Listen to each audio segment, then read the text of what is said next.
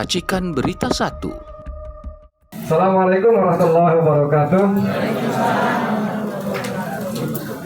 Teman-teman sekalian, alhamdulillah, puji syukur kita panjatkan kehadirat Allah SWT. Salawat dan salam semoga Allah limpahkan pada Nabi Muhammad SAW, para sahabat, keluarga dan pengikutnya yang setia dengan risalah yang dibawanya hingga akhir zaman kelak. Amin ya rabbal alamin. Jadi kalau saya ngomong-ngomong begini nggak bermaksud mengubah acara kita kayak pengajian majelis salim ya. Tapi memang dalam Islam itu dianjurkan sekali kita membuka acara itu dengan hamdalah, memuji Allah. Dianjurkan sekali untuk bersalawat pada Nabi Muhammad SAW. Ya, oke. 2 tahun pemerintahan Prabowo Subianto. Banyak tergantung tadi kita perspektifnya di bagaimana. Tadi ada teman peserta nanya, Bang, 2 tahun Prabowo begini atau begini? Wow, ngeri nggak? Begini. Kalau saya jawab kan nanti kurang objektif. Biar nanti teman kita, senior kita ya, Bung Ginting ini teman saya sama-sama di media Indonesia. Cuma kalau baca, bukan CV ya, kita buka Google, muncul di Wikipedia kalau macam itu, minder saya. Minder. Dia pemegang kartu apa dia namanya? Kartu apa? Pilih. Number one. Masya Allah. Itu udah ngeri itu. Udah level dewa-dewa kalau kita ngomong gitu ya di DPWI di jurnalis. Belum lagi penghargaannya bukan cuma di kita aja, tapi juga tadi seperti disebut tadi dari kalangan militer juga ada beberapa penghargaan yang luar biasa. Umur sedikit di bawah saya, tapi rekam jejak jauh lebih panjang daripada saya. Tadi tuan, sepantaran sedikit aja, beberapa hari aja ternyata. Sebelah saya, Bang Hatta Taliwang, dikenal sebagai jagoan catur di DPR. Saya pernah mampir ke DPR, dia bikin catur satu lawan orang berderet duduk gitu ya. Apa istilahnya apa Bang? Jadi dia jalan ke sini, lawan ini, wah, maniak catur dia. Lawannya yang paling keren cuma Sagana Nenggolan doang nih. Simultan. Kalau ketemu Sagana Nenggolan mungkin sama serunya ya, walaupun pasti masih menambah Hatta. Oke, Bang Hatta ini kita kenal salah satu pendiripan. Tadi juga Pak Koordinator FJM kita, Forum Jurnalis Merdeka, mengatakan pernah dituduh makar, pernah tercatat sebagai salah satu pendiripan, petinggi PAN juga, dan seterusnya sebagainya. Nanti kita coba lihat ya. Satu lagi Pak Fuad Bawazir, pernah menjadi Menteri Keuangan dan Dirjen Pajak di era Kabinet Pembangunan 7 zaman Pak Harto. Saat ini menjadi Komisaris Utama Main ID ya, sebuah holding perusahaan tambang yang dibentuk beberapa ini. Nanti akan beberapa cerita pada beliau. Misalnya kita minta nanti Bang Hatta, tema kita dinamika konsolidasi politik garis kebangsaan dan tantangan eksekusi program kerakyatan. Tentu kalau Bang Hatta punya pesan-pesan lain sangat dipersilakan. Tapi kami memberikan sedikit arah seperti itu. Nanti Bung Ginting akan bicara soal penegakan kedaulatan sumber daya alam sebagai benteng ketahanan nasional dan relasi sipil militer. Saya kalau dia nggak bicara soal relasi sipil militer karena tadi kalau dia bicara soal si A itu dia tahu AK beritan berapa, Makayasa atau bukan dan sebagainya. Makanya patah kalau disebut sebagai kamus perjalanan militer. Pak Fuad Bawazir baru beberapa menit yang lalu mengirim WA ke saya OTW. Saya berharap beliau dari rumah di Menteng atau dari kantornya di Al Azhar, bukan dari Bandung, bukan dari Palembang. Mudah-mudahan begitu ya. Untuk tidak banyak makan waktu, saya persilakan Bang Hatta Taliwang untuk menyampaikan paparannya. Sebetulnya jatahnya 15 menit, tapi beliau bilang gue tambah 20 jadinya ya. Boleh.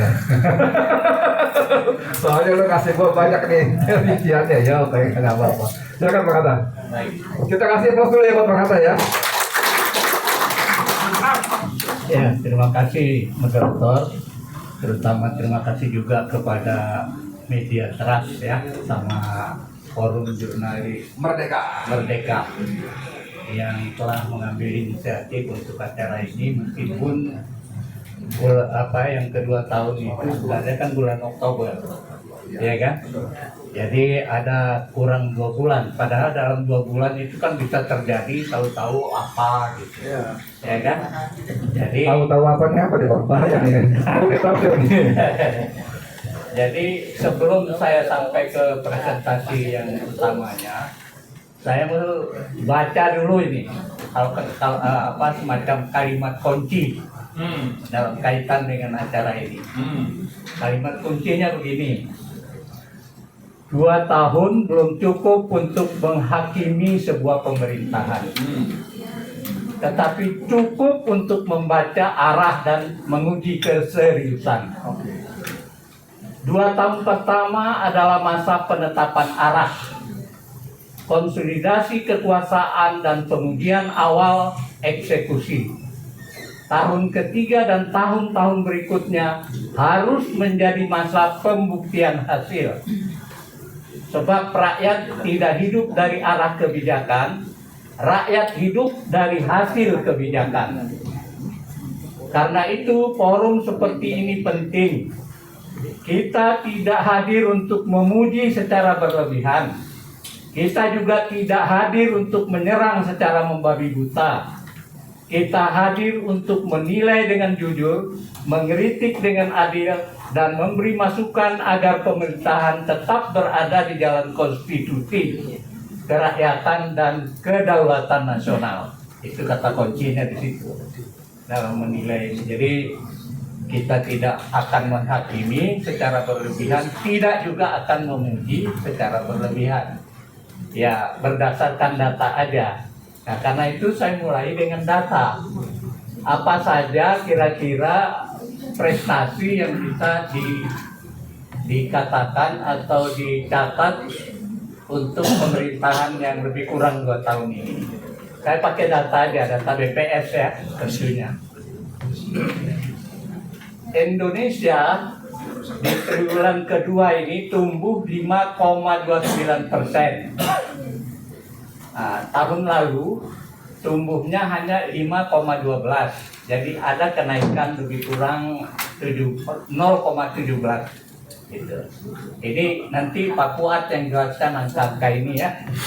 Lalu juga orang miskin turun dari menjadi 8,07% ya. Dari tahun lalu pada periode yang sama 8,47%. Jadi ada penurunan jumlah orang miskin. Ya. Lalu Gini rasio atau yang berkaitan dengan kesenjangan. Kesenjangan sosial juga menurun dari 0,368 menjadi tahun lalu 0,375. Itu angka-angka ya, nanti Pak Fuad Bawasir ya jelasin. Kalau kita mau bicara prestasinya, supaya tidak fokus ke soal kulit bawang kupas bawang ya. Jadi kita paling tidak ya, saya minta teman-teman itu menilai dengan, silakan mencari sendiri soal pasal 33 misalnya. Itu apa yang sebenarnya jadi ideologi Pak Prabowo. Yang kedua, misalnya dalam kaitan dengan pasal 33 itu ada pengambil alihan lahan seluas lebih kurang 6 juta hektar gitu.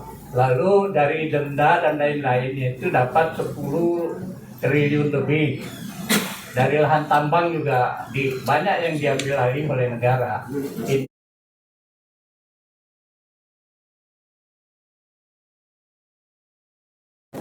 Menguasai ekonomi atau mengendalikan, jadi tidak semena-mena lahan itu dikuasai oleh para konglomerat yang tidak sah secara hukum, itu diambil alih.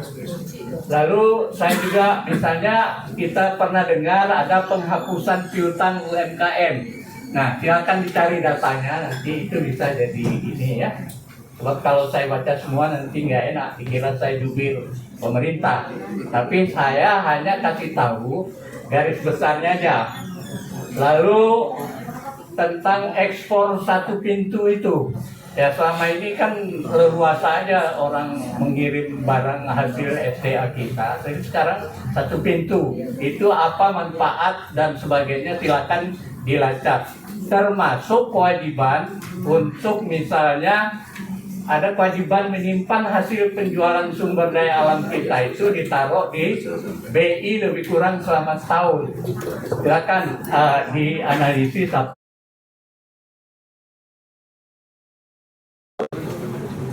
TNI AD berhasil membangun 3.355 jembatan yang biasa kita lihat di video-video anak-anak yang menyeberang kali yang bertarung dengan nyawa itu mungkin udah menurun atau mau dihapus semua lah itu.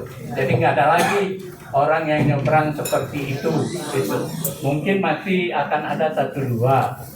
Lalu kalau yang berprofesi sebagai guru silakan dicek apakah ada perbaikan honor di era Pak Prabowo ini. Setahu saya ada itu honor yang minimal dinaikkan dan sebagainya. Lalu berikutnya ada check up gratis ya, check up gratis yang untuk kesehatan misalnya. Lalu ada pembangunan rumah sakit tipe C menjadi dari tipe D ke tipe C ditingkatkan dan seterusnya. Lalu dalam hal pertanian, harga pupuk kan turun 20%. Lalu harga gabah ditetapkan 6.500 yang biasanya di bawah itu. Bahkan ada yang sampai 7.000 harga gabah. Nah ini orang-orang kota kadang-kadang nggak ngerti angka ini bahwa ada perbaikan di rakyat dan sebagainya. Tahunya kupas bawang aja gitu loh yang jadi masalah. Lalu ada soal nelayan misalnya dibangun pompa bensin agar nelayan tidak beli bensin yang mahal dari agen-agen yang tidak sah dan sebagainya. Nah, untuk agama khususnya Islam, kalau Anda mencermati datanya tahun ini haji itu terbaik katanya. Silakan dibantah kalau nanti ada yang mau bantah. Penyelenggaraan haji tahun ini terbaik dan yang meninggal itu sedikit, tidak seperti sebelum-sebelumnya. Nah, itu. Terus ada rencana bangun kantor besar untuk Islam di Jalan Tamrin itu nanti itu kan juga bagian dari akomodasi berbagai kepentingan. Dan yang penting era Pak Prabowo ini kan tidak ada tokoh Islam yang dikriminalisasi atau umat yang ini. Kalau di era sebelumnya saya ini termasuk yang dikriminalisasi. Nah ini juga ada 300-an lebih tokoh-tokoh dan ini dikriminalisasi. Era ini kan tidak ada. Nah itu kadang-kadang kita lupa mensyukuri itu. Jadi ya saya ungkapkan ini supaya jangan terlalu nafsu sekali ingin menurunkan misalnya tanpa data apa fakta gitu. Lalu berikutnya penegakan hukum, berapa bekas menteri yang sudah ditangkap, ya kan? Lalu dalam hal kalau pembangunan TNI dan sebagainya nanti beliau yang akan sampaikan kayak apa negara kita, pertahanan dan sebagainya. Berikutnya juga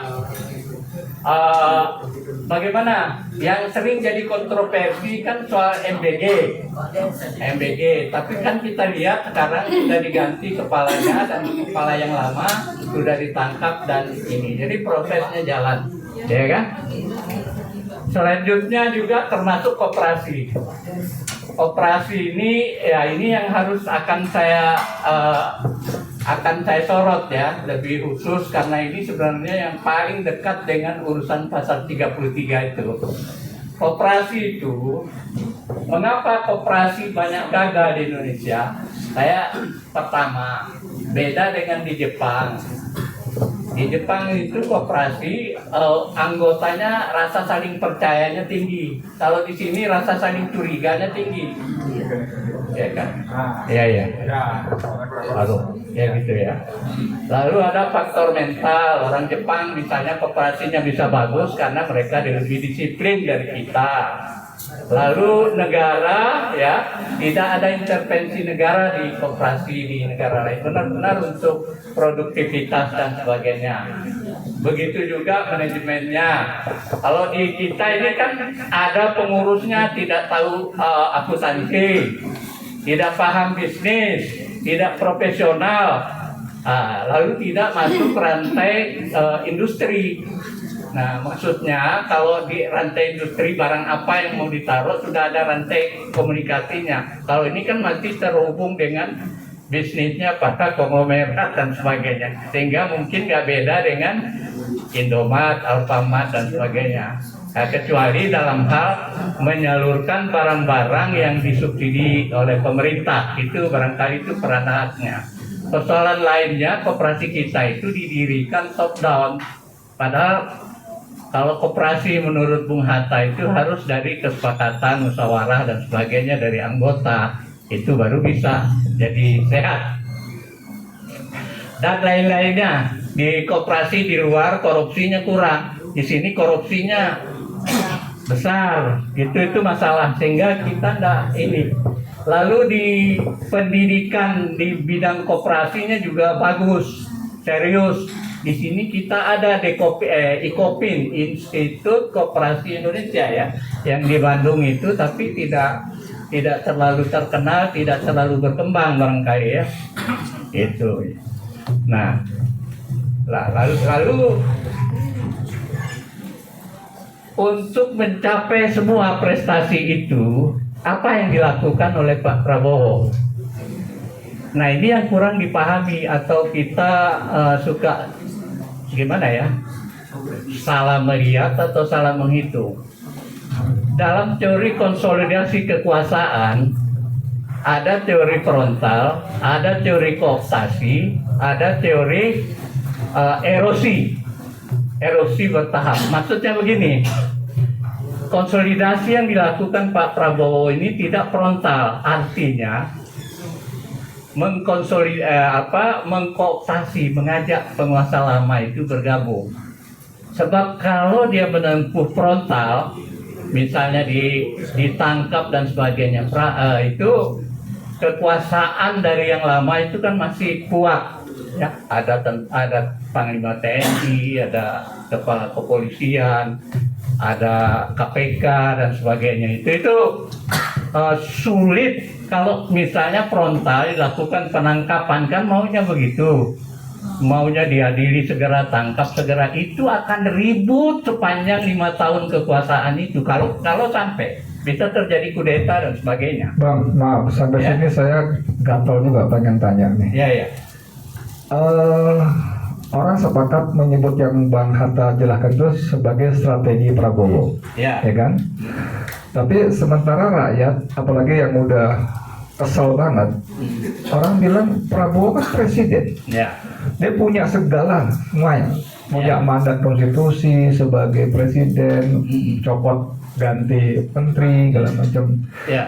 Soal Sigit Listio misalnya, Listio Sigit itu kan bukan dari mulai obrolan warung kopi sampai Mahfud MD dan sebagainya.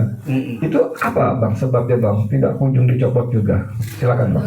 Ya, jadi ini kan power strategis semua yang itu kan. Kepolisian itu ya kita tahu bagaimana riwayat hubungan pribadi Jokowi dengan Listio misalnya. Listio pernah menyelamatkan Gibran dalam kasus Narkoba. ya Solo. itu kan. Lalu juga melibatkan Dandim yang waktu itu Panglima TNI di sana. Jadi hubungan batin di antara tokoh-tokoh ini sudah terlalu dalam, sehingga ya mungkin kalau dilakukan frontal ya seperti Marcos tiba-tiba membunuh Aquino, nah itu membuat Aquino jatuh. Begitu juga yang di Rumania dulu, siapa itu? Ceausescu, dia kan frontal sekali, akibatnya malah dia yang digantung dengan istrinya. Jadi kalau frontal gitu resikonya tinggi sekali, dan yang jelas program-program untuk kesejahteraan rakyat itu nggak akan jalan. Gitu, nggak akan jalan karena akan ribut terus.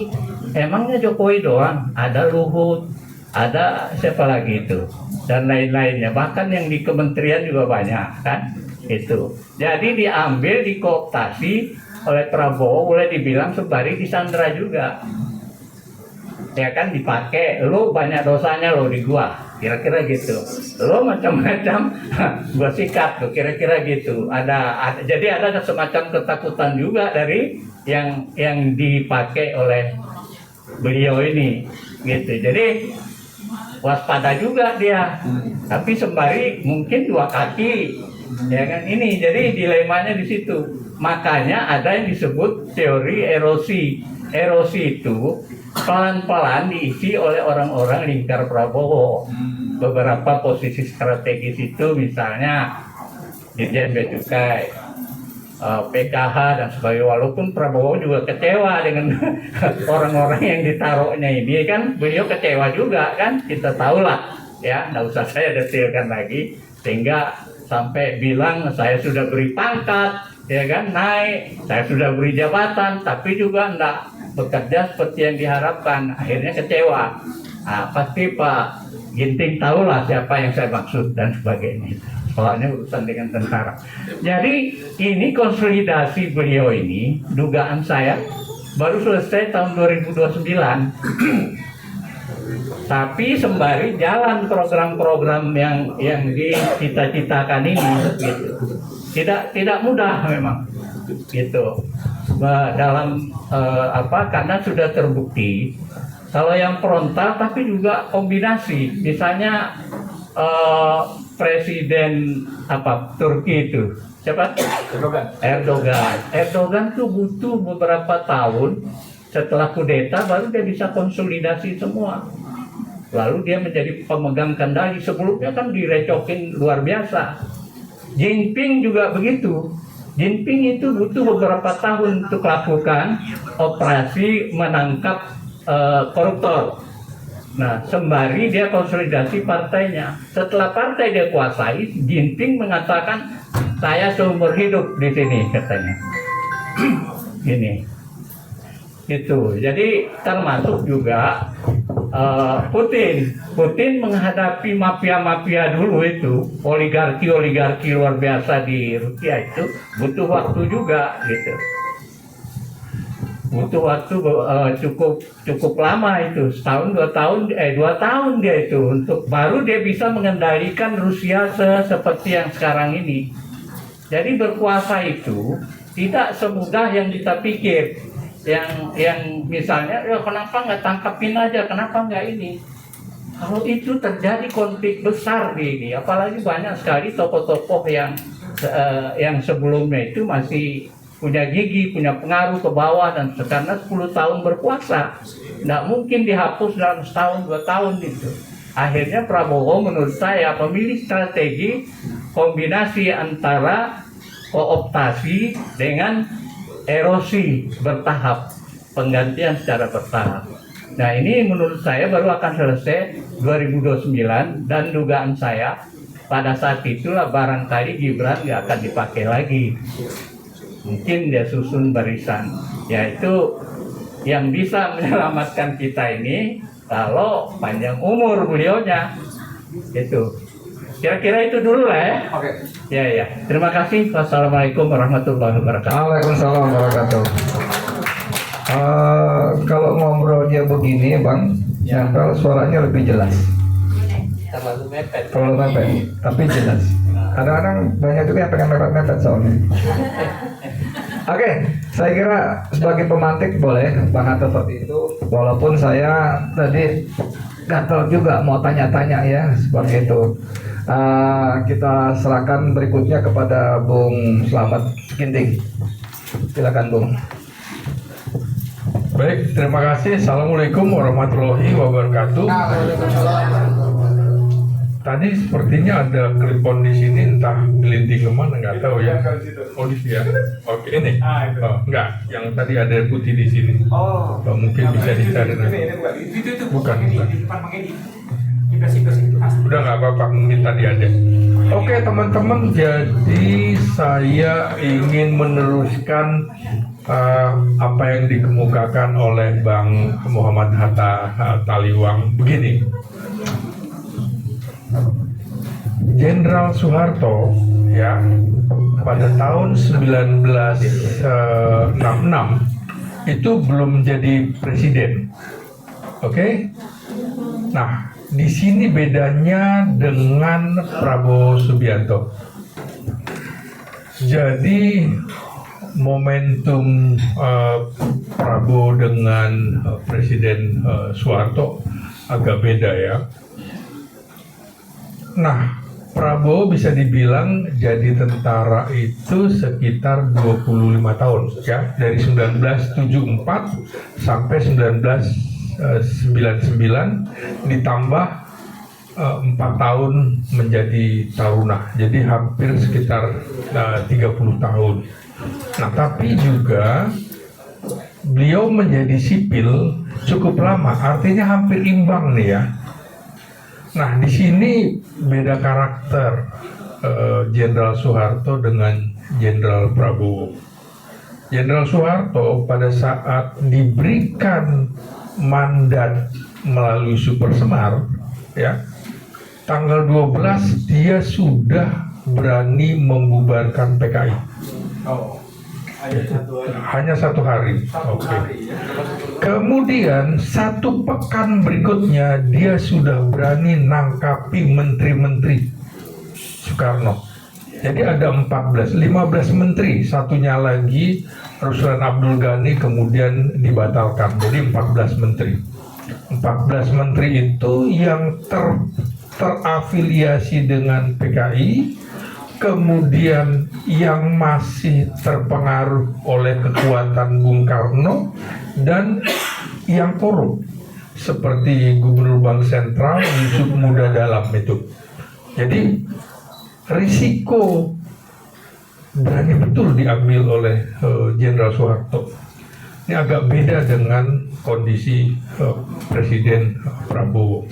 Nah, jadi teman-teman, dinamika hubungan antara Prabowo dengan Jokowi ini itu mengalami pasang surut. Prabowo membantu Jokowi dari Solo ke Jakarta. Oke? Kemudian dalam perjalanan 2,5 tahun kemudian mereka harus bertarung. 2 kali bertarung melalui Pilpres. Dan yang terakhir 2019 adalah dinamika politik yang mencengangkan dari sisi ilmu politik. Ketika akhirnya Prabowo mau bergabung dengan Jokowi. Ini kan banyak di antara teman-teman marah kepada Prabowo. Lu berkhianat lo. Nah, kan kira-kira gitu. Ini kan cara berpikir teman-teman aktivis. Sementara Prabowo cara berpikir politisi. Bagaimana menggapai kekuasaan dengan cara seperti itu. Nah, dalam perjalanan ini tentu saja ada dinamika. Makanya kemarin tadi kan disinggung bagaimana dengan foto ya. Foto 3 orang itu di hari kemerdekaan kemarin. Oh, mesra benar. Itu kan harus juga dipahami. Sebelahnya Presiden Prabowo karena tidak ada ibu negara. Sehingga kemudian di sini harus ada mantan presiden. Di sebelah kiri ada wakil presiden. Protokolernya seperti itu. Beda hal kalau kemudian SBY hadir, Megawati hadir. Oh, mereka nggak hadir ya? Kan nggak hadir. Nah, ini kan kalau dalam politik ada celah momentum pasti dimanfaatkan, dan itu betul-betul dimanfaatkan Jokowi dan keluarganya. Kan kalau dilihat gitu sepertinya dikuasai ya, publik marah dengan cara tampilan seperti itu. Nah, saya kira nggak bisa begitu. Saya harus juga mencerahkan kepada publik. Ini demi persatuan nasional. Kita sedang merayakan Hari Kemerdekaan. Jadi di dalam soal duduk itu sebentar. Saya nggak tahu juga. Boleh nggak Didit sebagai anak Prabowo duduk di sebelahnya, bukan wapres? Tidak boleh. Oh, nggak boleh. Tidak boleh. Itu protokoler kenegaraan. Oke? Nah, di dalam politik itu lebih rumit ketimbang kita membicarakan gestur. Saya bukan ahli gestur, saya ilmuwan politik. Politik itu berdekatan, itu belum tentu setuju, belum tentu sepakat, belum tentu berdamai. Dalamnya laut bisa diukur, tapi di dalam hati politikus nggak bisa diukur.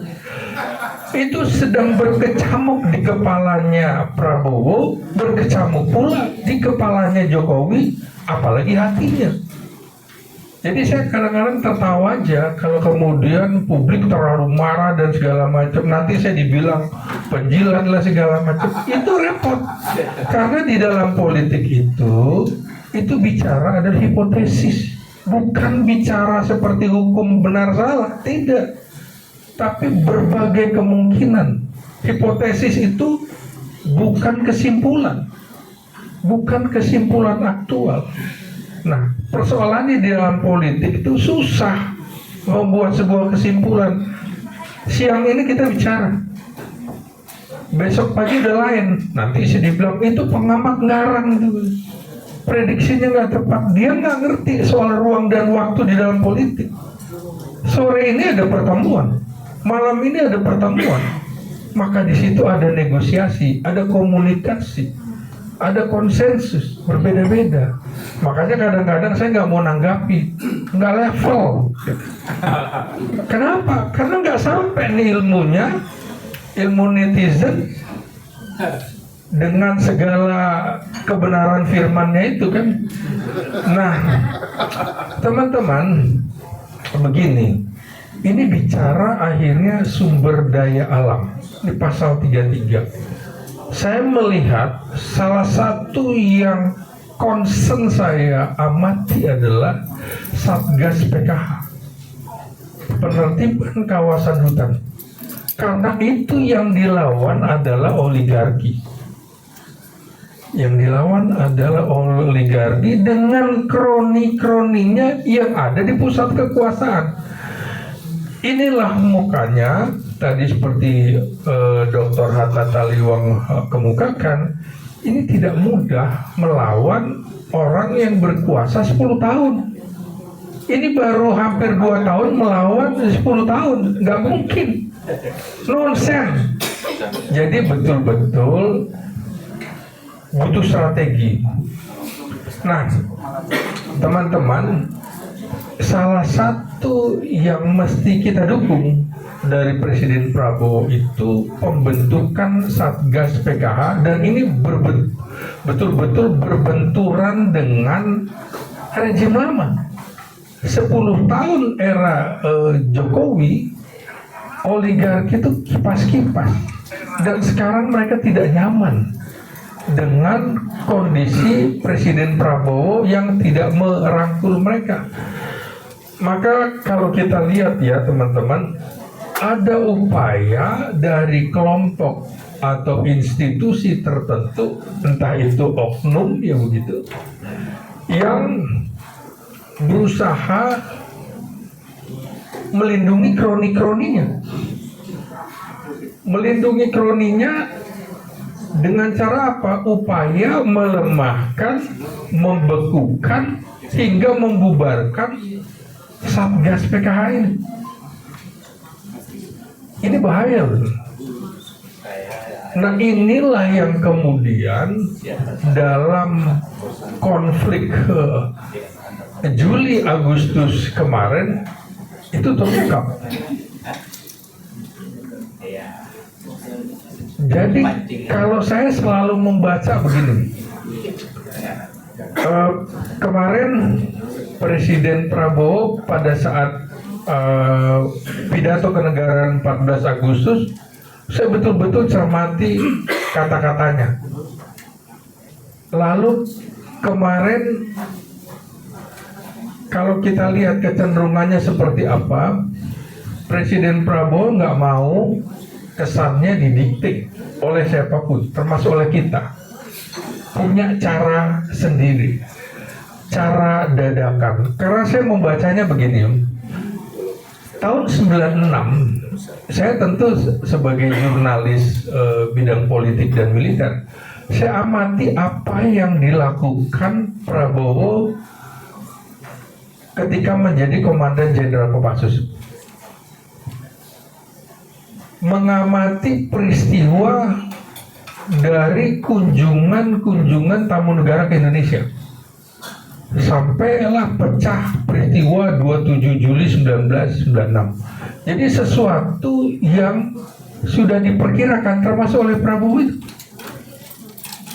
Dari mulai apa? Dari mulai cara merekrut pendidikan Kopassus yang berubah-ubah.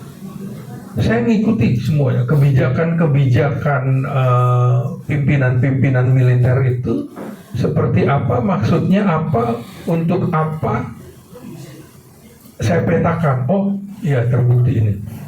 Jadi begitu peristiwa 96, oh akan ada peristiwa begini. Nah, teman-teman, ini juga sama sekarang. Ada upaya melindungi kelompok atau kroni internal. Jadi penindakan dan penegakan hukum yang dilakukan Satgas PKH ini itu menghajar teman-temannya yang ada di institusi-institusi. Jadi ini kayak seperti adu cepat begitu. Adu cepat. Nah, sehingga muncul dorongan melakukan intervensi untuk melindungi pihak-pihak tertentu dan kelompok tertentu, kroni atau kolega yang terdampak pada Satgas PKH. Ini pertarungan besar teman-teman yang memang tidak terlihat, tapi saya coba menguraikan itu. Saya coba dalam beberapa hari terakhir soal demo-demo ini saya amati betul. Isunya apa? Tema-temanya apa? Ini tema utama atau tema sampingan? Itu saya baca betul. Kok ini batal secara mendadak serentak? Oh berarti ada dirijen, ada yang mengorkestrasi. Nah ini sulit memang dicerna oleh orang-orang yang tidak menyelami ilmu politik, ilmu intelijen. Nah, kemudian juga kan memang ada resistensi terhadap Satgas PKH. Teman-teman kalau kita lihat ya, upaya membubarkan Satgas ini kentara betul menurut saya. Dan itu bekerja sama celakanya dengan oknum-oknum di parlemen. Oknum-oknum di parlemen untuk mendelegitimasi. Sama dulu upaya mendelegitimasi Jenderal Soeharto untuk mengambil tindakan seperti menangkapi menteri-menteri. Nah ini problem ya, sama dengan 14 menteri era Presiden Soeharto yang mundur. Nah Presiden Prabowo sekarang sedang memikirkan itu. Kalau tidak dipecat, dia mundur, kesannya beda loh.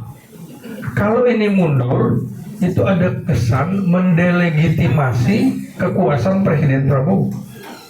Tapi kalau memecat langsung, ya itu juga ada konsekuensinya.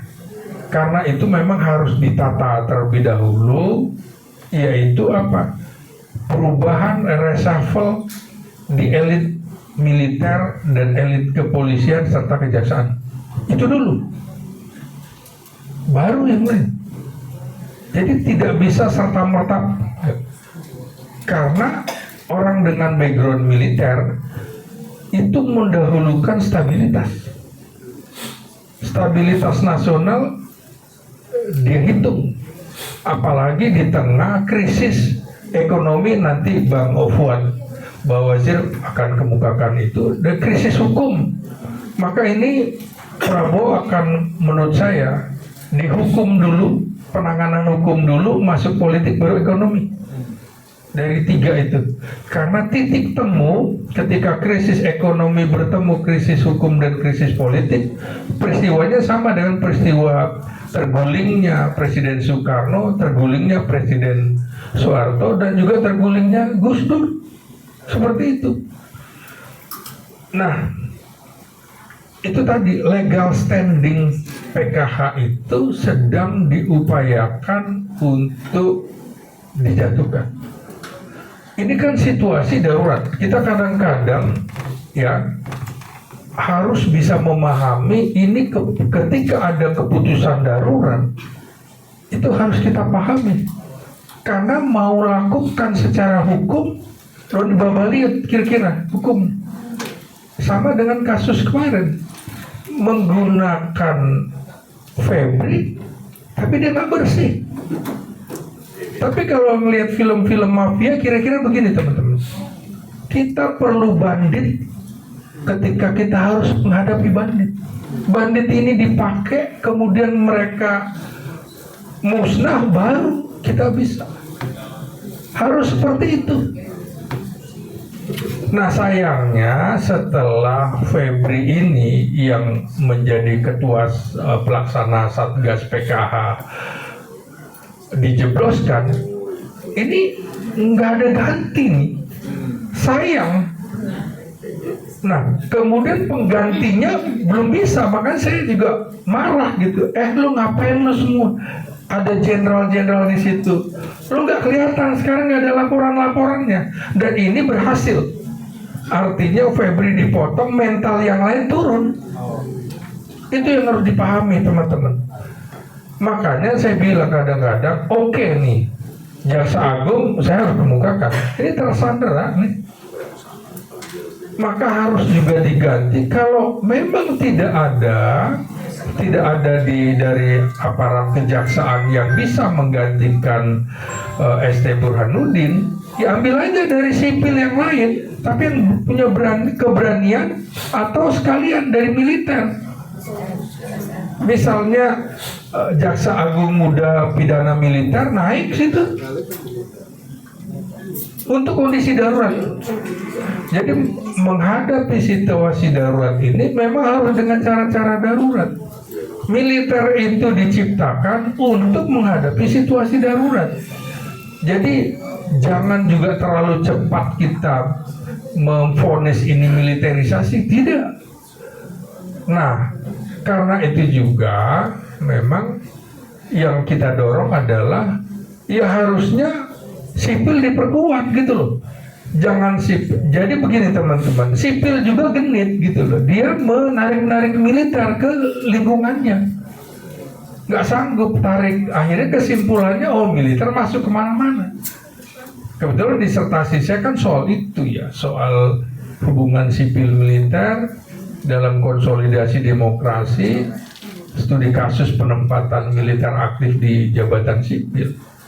Dan ternyata di Indonesia polisinya lebih kuat daripada militer, masuk ke semua lembaga. Loh kok ini gak ada yang protes gitu loh, padahal ini sipil bersenjata. Polisi itu lebih kuat ya, karena dia punya dua senjata, hukum dan senjata api. Makanya waktu itu bagi saya aneh ketika Presiden Prabowo seperti sumringah diberikan laporan SPPG polisi lebih banyak daripada tentara. Padahal tadinya enggak, yang ditugaskan tentara, kok tiba-tiba polisi bisa nyalip.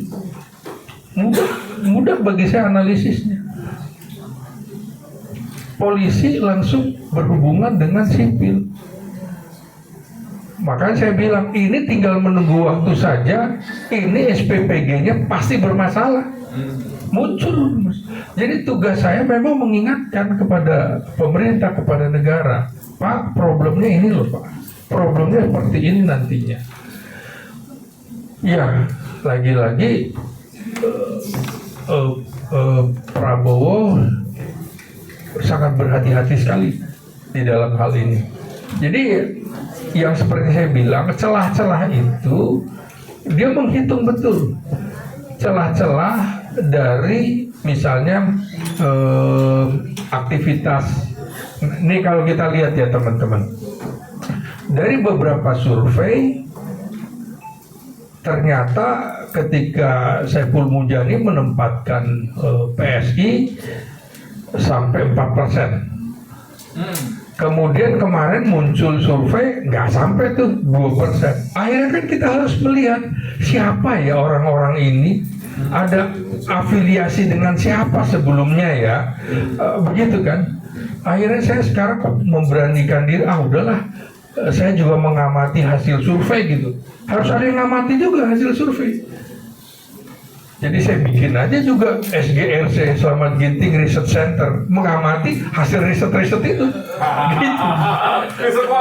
Iya, jadi supaya kemudian negara harus melihat hasil kajian-kajian ilmu pengetahuan. Saya background jurnalis, kemudian background akademisi sekarang. Ya tugas saya memang tidak membagus-baguskan pemerintah, enggak, justru mengingatkan supaya tidak terperosok. Saya berusaha objektif begitu. Ini plus minusnya seperti ini loh. Kalau Presiden Prabowo terlambat melakukan reshuffle kabinet, nggak ada waktu lagi. Yang saya khawatirkan karena usia beliau juga. Usia beliau ini, saya takut itu.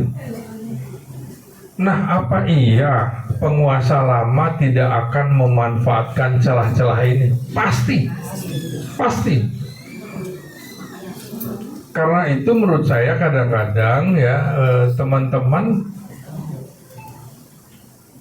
coba dipikirkan lebih dalam ketika mengkritik Prabowo dan menyuruh Prabowo turun.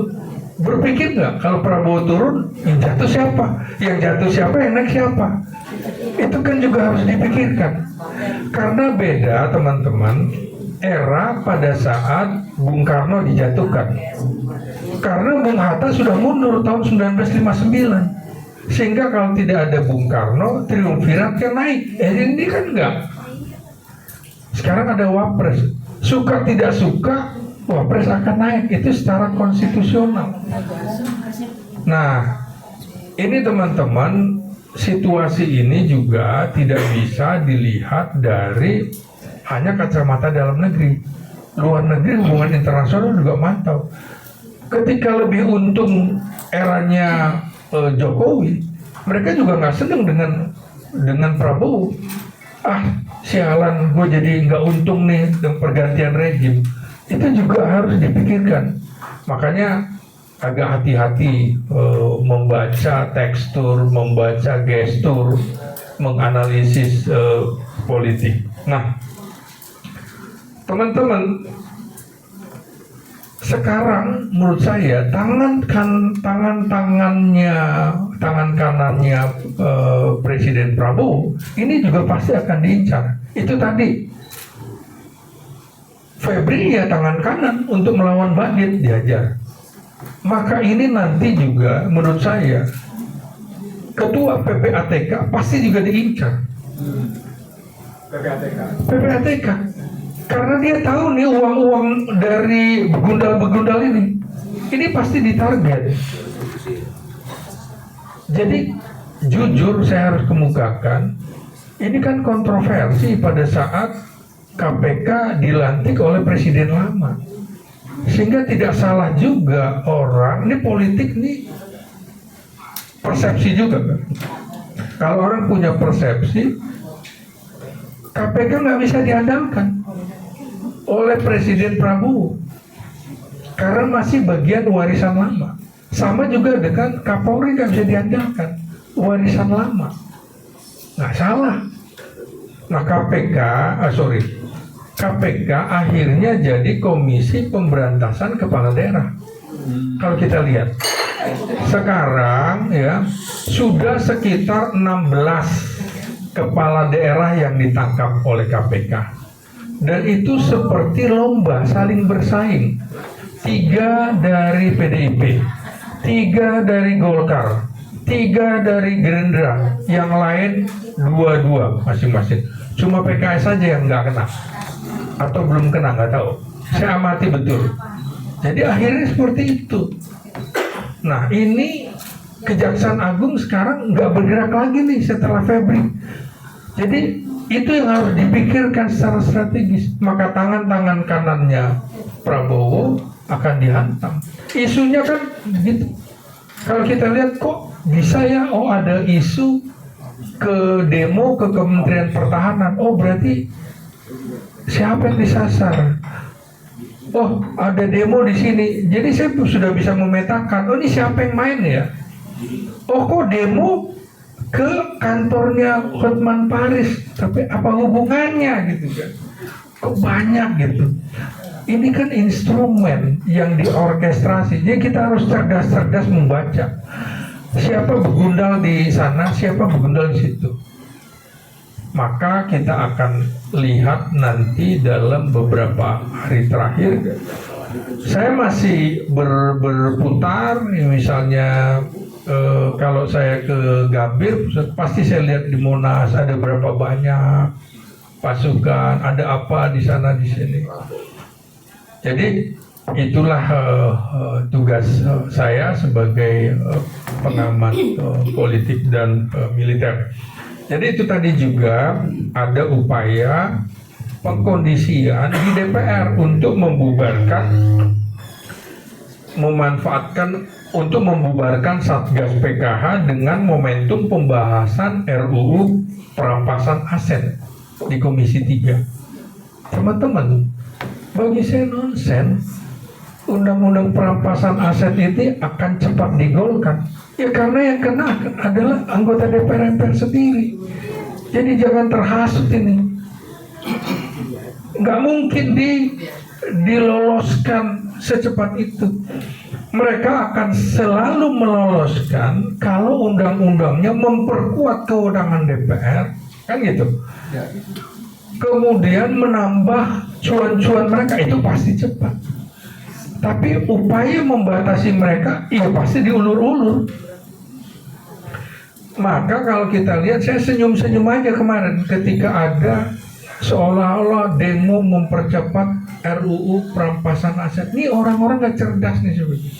Kok nggak bisa membaca peta? Ya politik itu bukan selalu yang di permukaan, tapi di panggung belakang itu. Negosiasinya itulah namanya panggung tengah. Itu konsensusnya. Jadi selalu ada konsensus.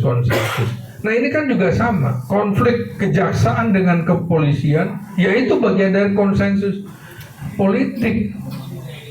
Jadi bukan berarti ini hajar ini bersih. Enggak, jangan-jangan berangkasnya lebih banyak daripada yang berangkas ini. Kan begitu.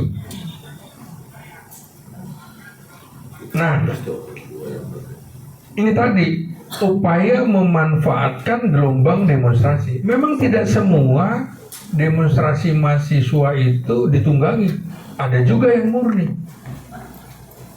Tapi kita bisa lihat nih nanti siapa bermain apa dan di mana kaitannya apa. Teman-teman harus ingat demo itu temanya apa? Akan konsisten nggak? Siapa yang bermain?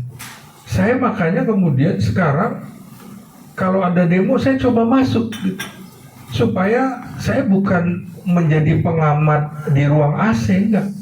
Background saya jurnalis, di mana ada konflik kita masuk kan begitu.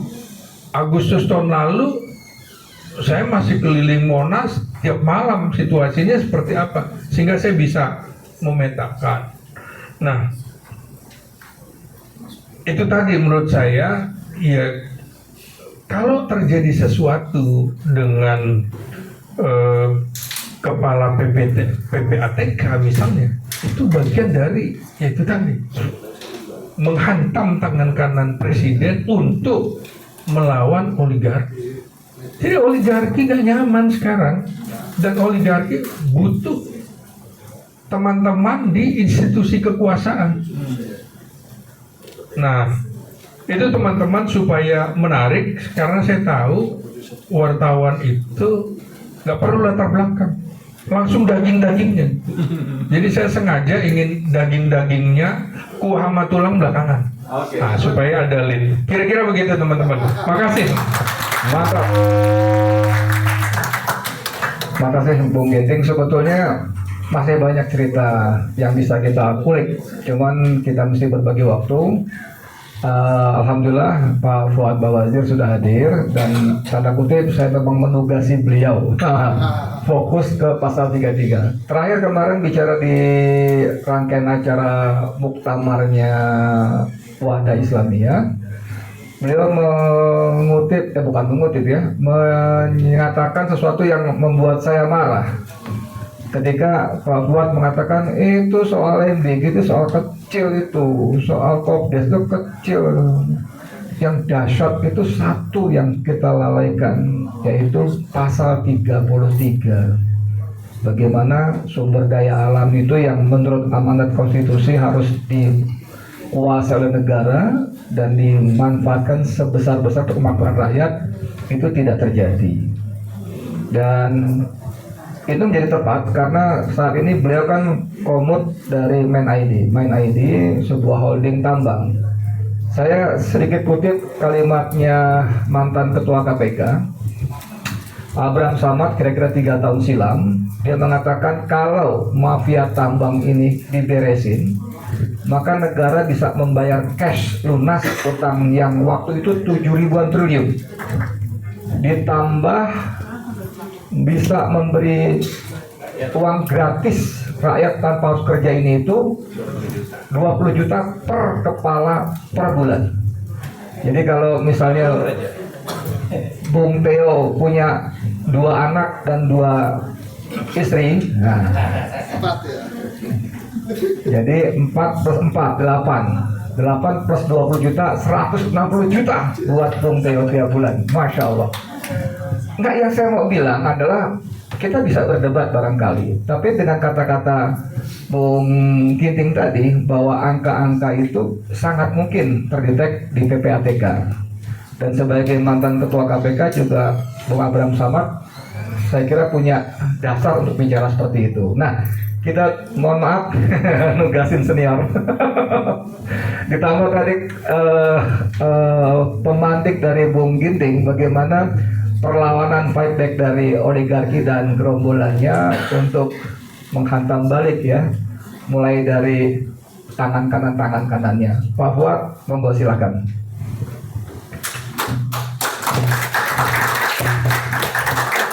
Terima kasih Pak Edi Mulyadi. Assalamualaikum warahmatullahi wabarakatuh.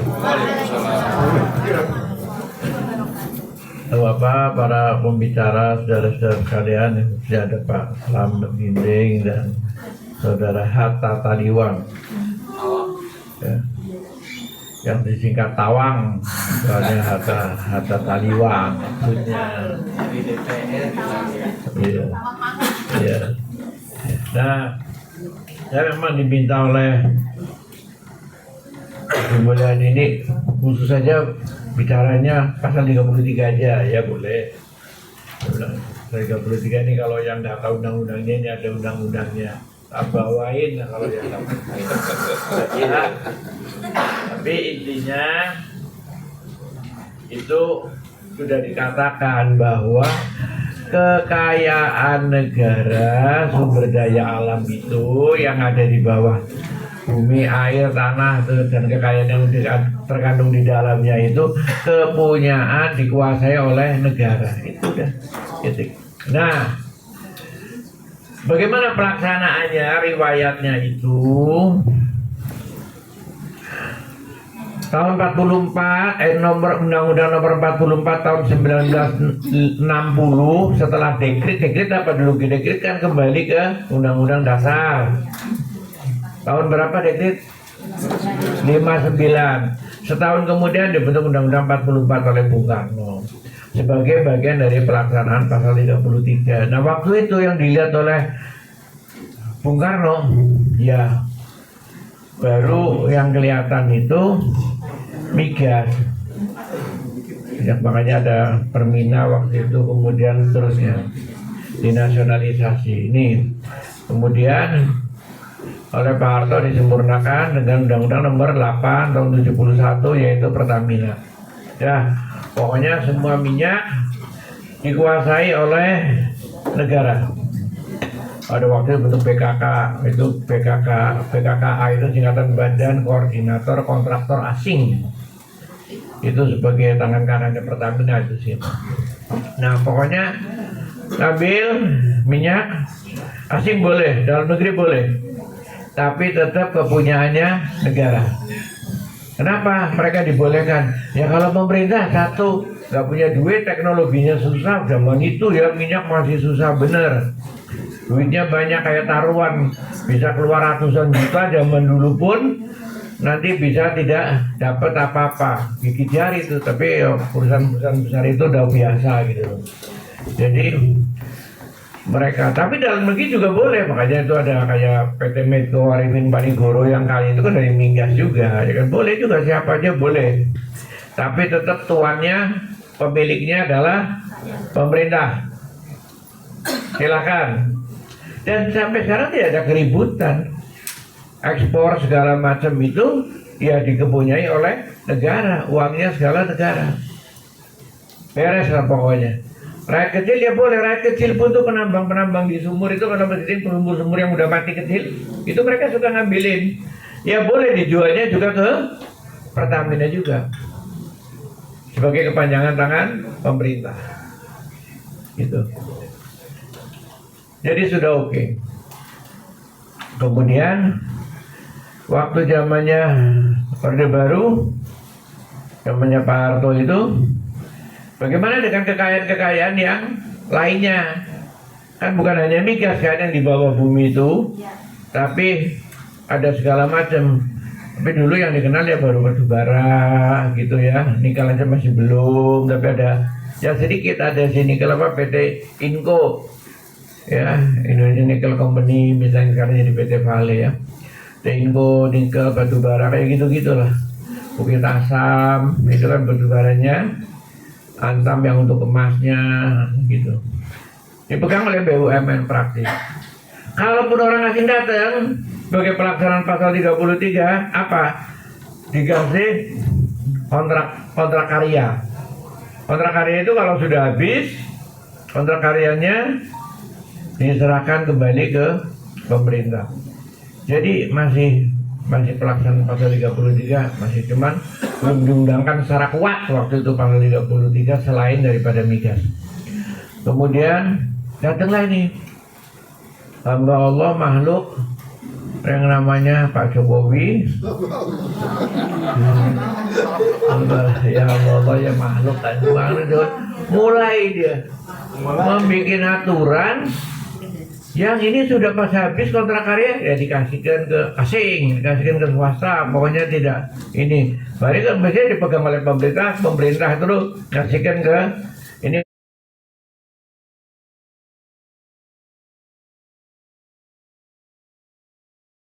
Negara benar sebagai pelaksanaan pasal 33 ini enggak sih.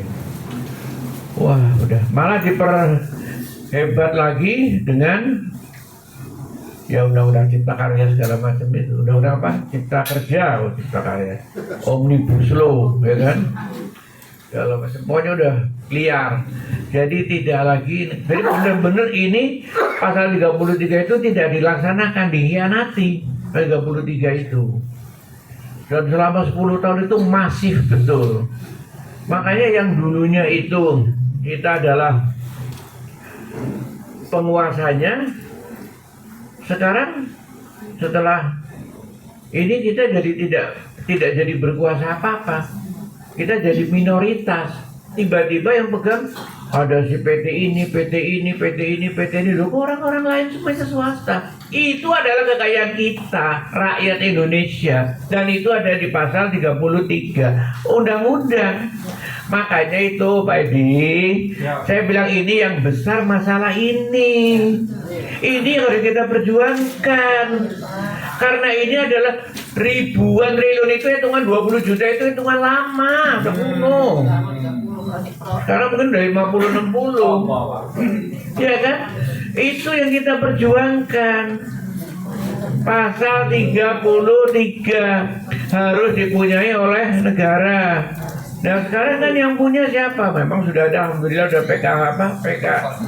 Satgas PKH peneliti penelitian itu udah dapat sekian. juta hektar itu. Nah, saking bebasnya mereka itu diumbar bener-bener itu, diberi karpet merah mereka itu, sampai mereka itu mencuri itu di semua tempat, dan rakyatnya ditakut-takuti bener sama pencuri itu ditambang. Dan itu jumlahnya tidak sedikit, ada berapa ribuan tambang-tambang yang liar.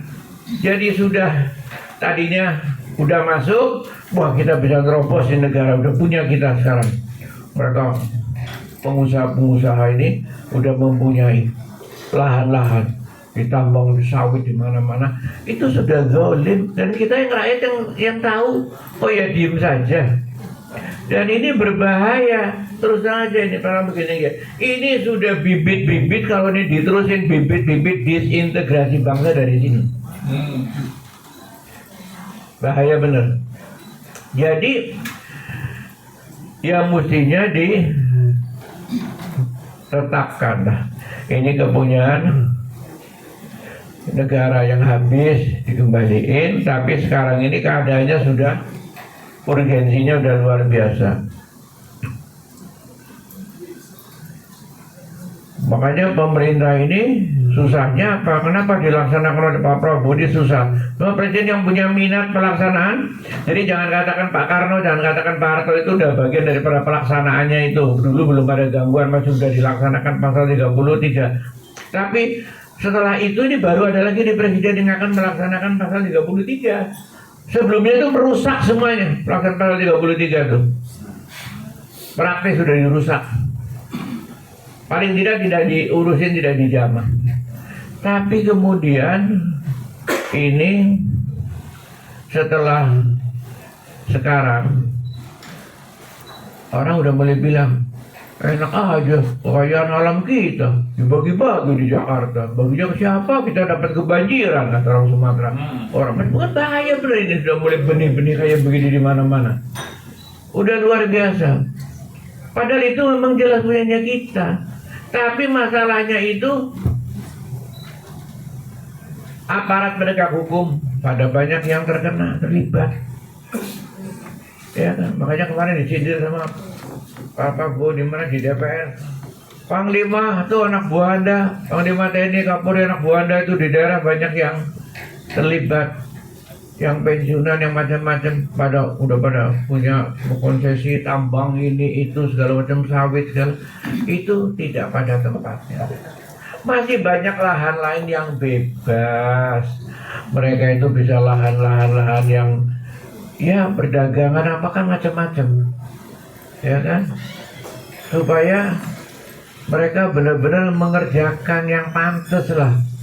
Bahwa saya sampai bilang bahwa kayak Elon Musk kayak itu kerjanya pakai otaknya kekayaannya sampai jadi miliar-miliar dolar karena pakai otak.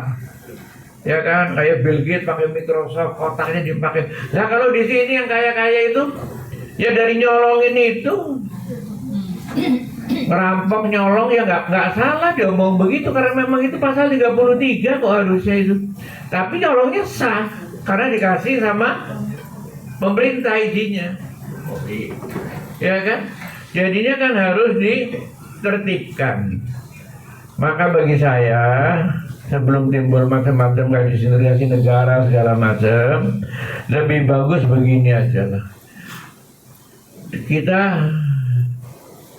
yang punya tambang-tambang itu, termasuk bapak itu yang ada di kabinet, bapak ini ada yang masih jadi menteri apa, masih jadi macam-macam lah barangkali itu semuanya ya.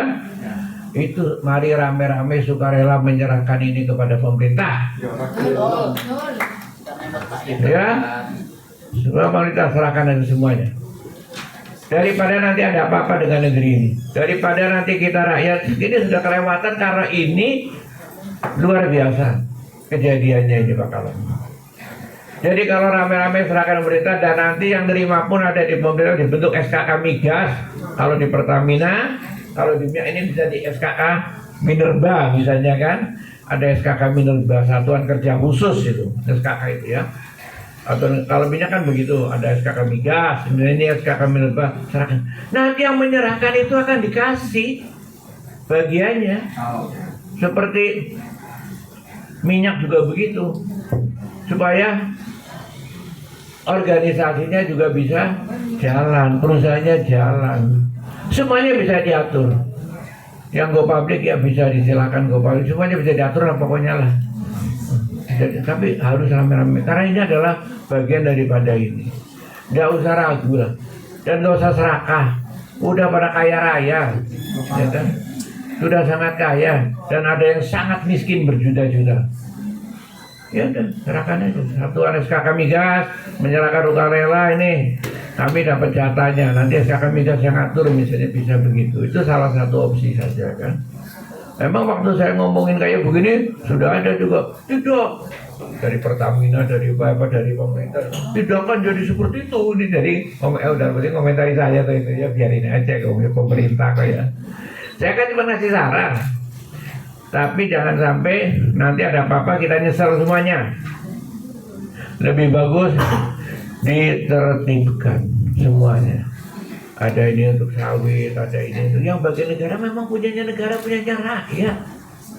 Nggak bisa itu terus-terusan kayak begini. Masih banyak lahan lain yang bisa berkiprah buat perdagangan segala macam. Jadi kita bisa tenang, kerja pun aman. Itu perusahaan minyak ada yang asing dalam negeri juga nggak masalah.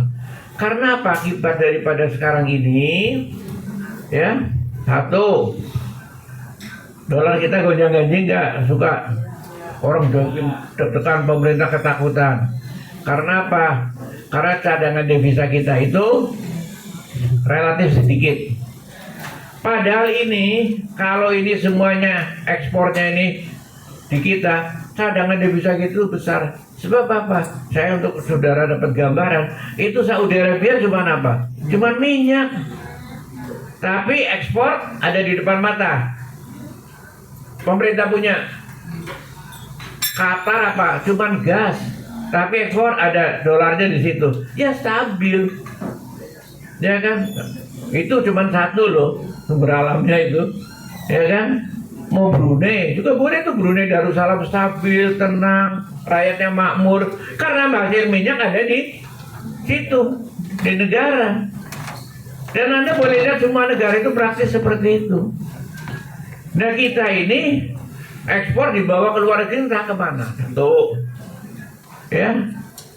Jadi cadangan devisa kecil, tapi cadangan devisa kita yang sebenarnya dipegang oleh orang-orang pribadi-pribadi itu mungkin lebih besar daripada negara belakang sana. Nah kalau itu dipegang oleh negara semuanya kan teratur, tertib, dan mereka juga hidupnya kan tenang, pengusaha-pengusaha itu sebetulnya. Tapi kalau tidak mau serakah terus urusan, ya kan? Itu. Kemudian uang kita juga akan banyak negara, makmur negaranya. Karena jumlahnya ini seperti dikatakan oleh Menteri Keuangan atau Pak Purban 16.000 triliun rupiah. Lah dalam hati saya itu sih kecil lah itu, yang sebenarnya lebih besar dari itu saya yakin gitu. Ya kan? APBN kita cuma 3.000, 4.000 triliun, kok bayangin itu bisa lebih berlipat-lipat dari itu. Kalau itu dipunyai kita uangnya kuat.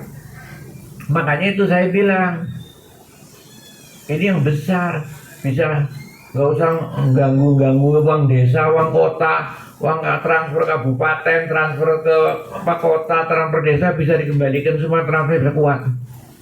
Ini akan dapat uangnya besar, akan dapat uang yang besar juga.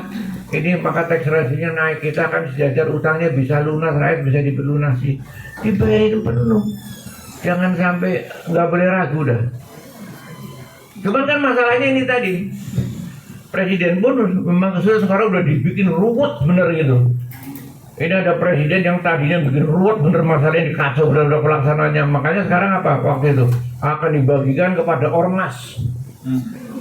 Iya kan? Ayo ormas mana yang terima? Ada apa enggak? Itu strateginya oligarki dan mereka semuanya yang masih main di sini. Itu permainan mereka supaya pasal 33 tidak bisa dilaksanakan. Itu tujuannya. Aku bagi-bagi ormas gimana gitu. Bahir. Nanti ormas-ormas itu juga paling Alibaba, emang dia punya keahlian, paling Alibaba juga. Ya kan pengusahanya gitu kan. Ya. Ada juga. Oh itu dibagi perguruan tinggi semuanya itu untuk kacau. Tapi bagi oligarki biarin aja, yang dibagikan bukan punya saya, ya kan? Punya orang lain, pemerintah itu biarin aja, jadi kacau aja itu. Jadi menurut saya biar ormas harus kembali ke perguruan tinggi, harus kembali ke pemerintah semuanya. Uang pemerintah kan sama aja uang kita. Kita bisa bagikan nanti kepada rakyat, tapi negara kita jadi negara maju, negara kaya, ya kan? Itulah yang harus kita perjuangkan, itulah yang diperjuangkan oleh rakyat, oleh ini terus pada kemajuan. Sekarang kan masih tahapan awal, tapi ini harus dipercepat. Itu yang saya maksud ke Mas Edi, bukan memperjuangkannya yang kecil. Nah, kalau ada menghentikan MBG misalnya ya, diberikan MBG, banyak juga yang protes, ya kan? Banyak yang protes pasti. Aduh, saya bisa makan muridnya, ini nggak bisa. Memang pelaksanaannya banyak yang kacau. Kan sekarang udah tertib mulai dengan Pak Daryono ini ya. Ya. Tapi artinya uangnya pun yang putih cuma berapa? Iya kan? Nah ini, jadi yang protes Anda bisa diprotes oleh orang yang menerima MBG, rakyat oleh rakyat. Duit kecil kalian bertengkar. Tapi kalau ini duit ribuan kalian nggak akan bertengkar dengan siapa-siapa. Memang hak kalian semuanya punya hak di situ. Cuman ada kelompok kuat elit, ya, yang gagal-gagal, kasar. Jangan sampai ini dilaksanakan. Mereka sampai hati, sampai kita miskin, perutnya udah lapar, ya udah gituin aja kita. Itu yang harus kita perjuangkan, rame-rame semuanya supaya pasal 33 harus dilaksanakan, baik secara bertahap tapi cepat. Kalau perlu, kalau rakyatnya mau sadar ya sukarela kembaliin, kita membentuk SKK-nya boleh, ataupun apapun boleh, tapi tidak boleh dibiarkan terus menerus seperti ini karena ini melanggar pasal 33 udah itu jelas. Dan inilah obat saya sebagai penutup, kalau ini dilaksanakan benar, maka ini mengatasi semua masalah. Ekonomi kurs dolar teratasi, APBN kita jadi besar sekali, ya kan? Kita jadi punya uang, daerah bisa senang semua. Nanti kalau dia punya kita semuanya, ya daerah BUMD, yang kecil-kecil sekian kan bisa diatur, ini dipegang di BUMD. Tapi BUMD kita yang besar misalnya pemerintah segala macamnya itulah yang akan dilaksanakan dengan besar. Daripada sekarang orang pada mencuri nggak karu-karuan. Sampai contohnya saja timah kalau dicuri sebegitu rupa, sampai tadinya tukang nambang, timah kan nambang, sampai terakhir tidak nambang lagi tapi nimbang. Jadi dia cuma nimbangin aja. Jadi timah itu adalah tukang tada dari barangnya sendiri. Kan kasihan itu sama gitu. Tukang tada kok barangnya dia dicuri. Itu pun dikasih sebagian aja nih, buat curi barang lu banyak sekian, bisa 100 kilo, gua kasih lu lah 10 kilo, 20 kilo dah, yang 80 kilo, gua jualin keluar ke mana ke orang lain. Kasihan, sampai kayak bingung aja. Sekarang diturunkan Satgas. Setelah turun Satgas, nilai perusahaannya naik berapa? Dari 4,5 jadi sampai 29 ya, naik 8 kalian atau 7 kali nilai perusahaannya. Ini baru mulai ditertibkan sedikit oleh ini, pada berhenti semuanya pencurinya itu. Itulah contoh, baru satu timah, baru satu BUMN, sudah demikian seterusnya gitu. Maka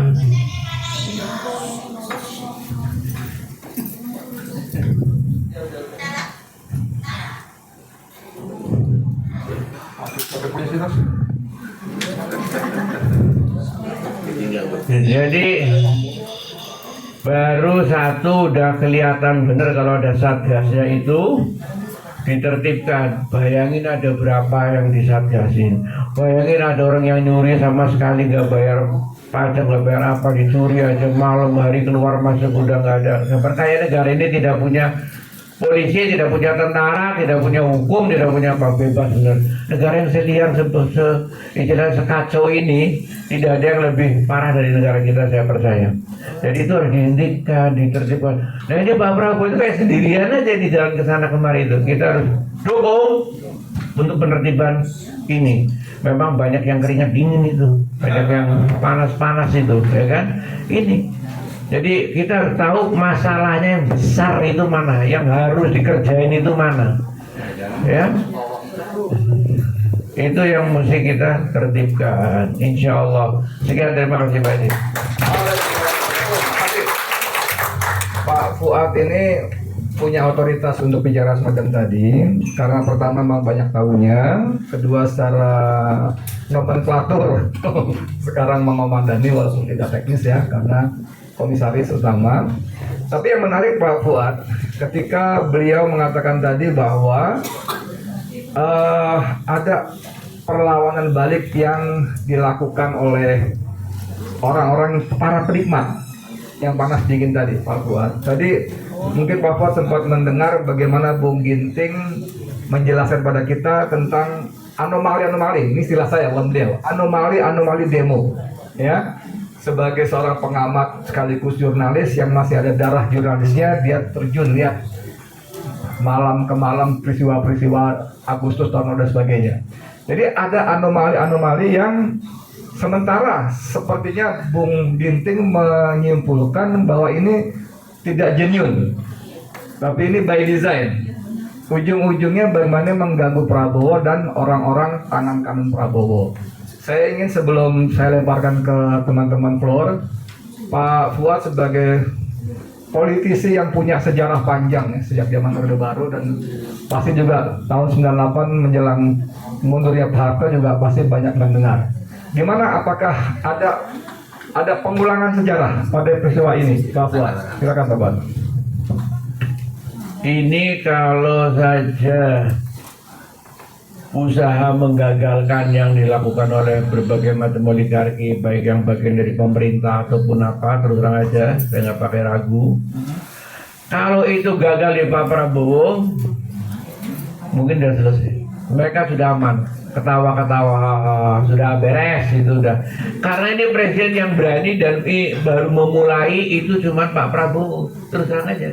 Sebelumnya nggak melaksanakan, didiemin aja. Ini jadi ini pun ini kalau bisa ini harus dilumpuhkan, harus dihancurkan, harus apa. Kalau ini beres sudah kita beres, rakyat nggak bisa apa-apa. Jadi ini harus diusahain bener. Kalau ini sudah nggak ada, kayaknya udah nggak ada harapan lagi, nggak ada berani lagi akan mengapa 33. Itu masalahnya. Sekian Pak. Terima kasih Pak Fuad. Sebelum ke tempat lain, saya mau kulik sedikit Bang Hatta tadi ya. Bang Hatta kan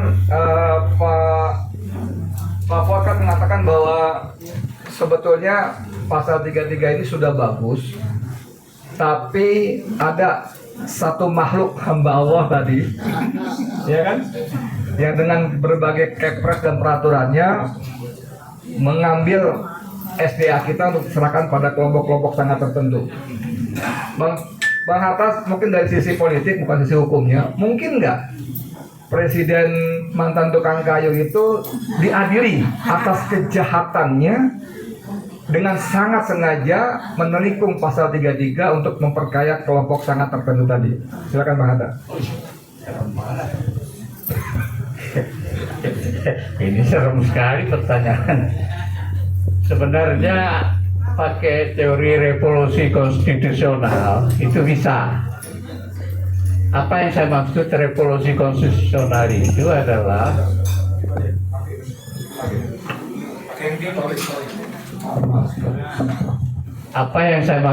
revolusi konstitusional itu adalah penggunaan wewenang presiden secara optimal untuk melakukan penindakan terhadap siapapun.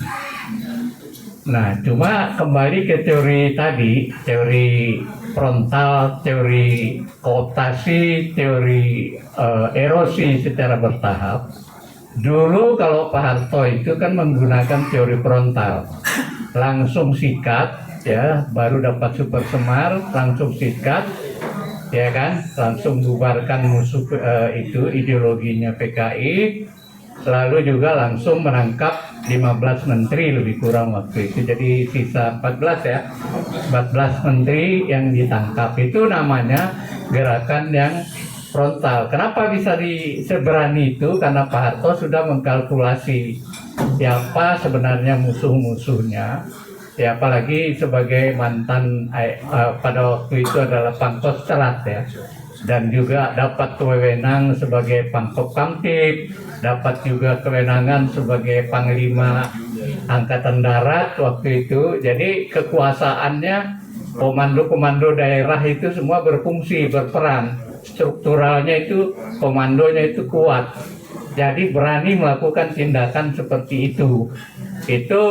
Nah, ini yang saya bilang tadi, bahwa Pak Prabowo ini melakukan teori kooptasi ya, karena begitu besar dalam pandangan beliau musuh yang sedang dihadapi itu kalau dilakukan tindakan frontal. Sehingga yang tadi saya bilang, kalau terjadi perlawanan balik, program-program yang sekarang ini nggak akan jalan, karena perlawanan dari kelompok itu masih kokoh, ya kan?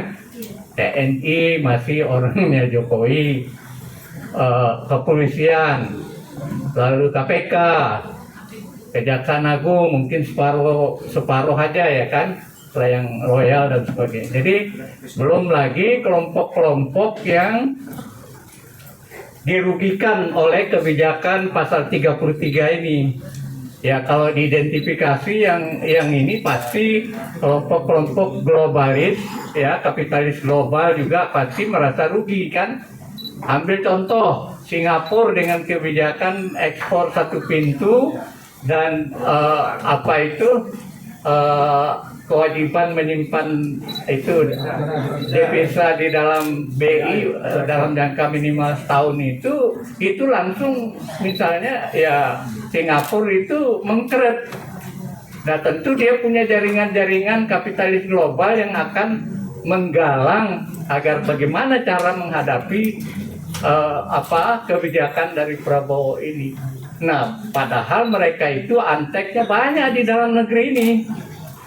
Antek-antek itu bukannya nggak ada, masih tersisa yang kelompok-kelompok yang juga menjatuhkan Pak Harto dulu itu masih hidup gitu. Jadi ada semacam persekongkolan. Nah, ini yang kadang-kadang kurang dipahami peta-peta seperti ini oleh kawan-kawan kita yang dalam perjuangan ini. Kurang memahami peta-peta ini. Tapi kalau kita bilang ada londo ireng, diketawain. Ya kan? Real ada yang disebut londo ireng itu, bukannya nggak ada. Ada kelompok yang misalnya takut Prabowo mengembalikan ke UUD 45. Kenapa? Karena kalau kembali ke UUD 45 pemilihan presiden tidak langsung lagi, tapi lewat perwakilan musyawarah di MPR. Siapa yang rugi? Lembaga survei yang banyak yang memakan uang triliunan dari survei-survei bohong itu. Mereka merasa akan terancam itu. Makanya itu suara-suara dari kelompok itu sangat kuat untuk menghantam Pak Prabowo. Dia curiga. Pasal 33 itu kan strategis sekali mengganggu kepentingan para konglomerat atau taipan-taipan yang didukung dari luar dan sebagainya itu kan itu terancam.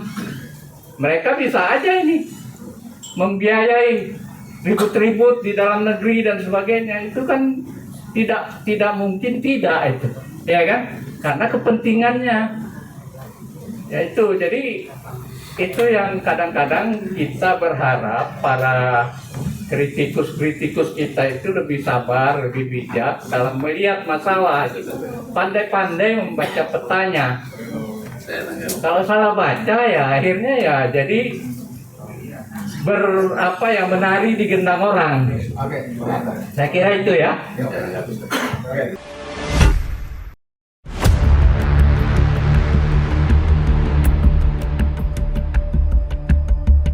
Racikan Berita 1